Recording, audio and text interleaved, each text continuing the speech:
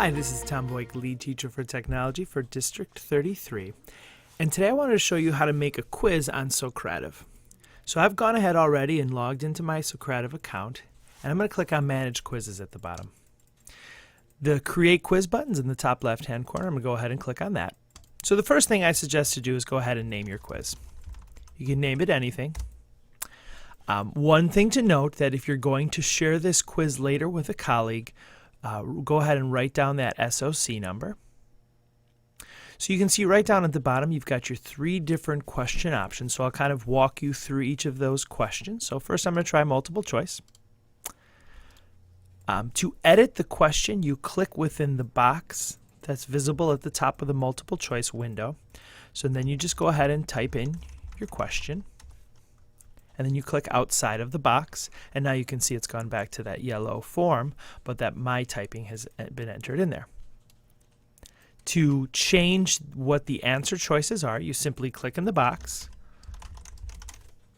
and then click out of the box, click in the box again, and so on and so forth.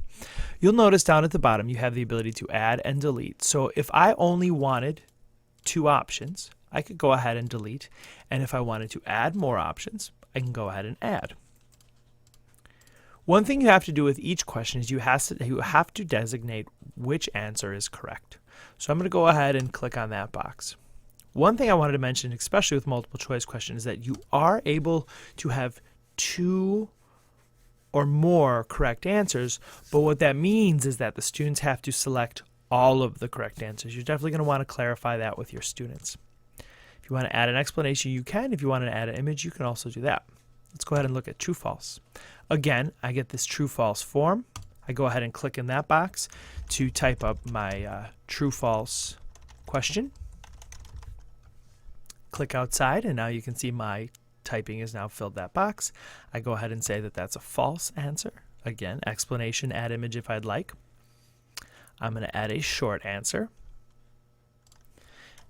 Click inside the box inside the form to type up your short answer question. Click outside, and there, go ahead and fills out the form.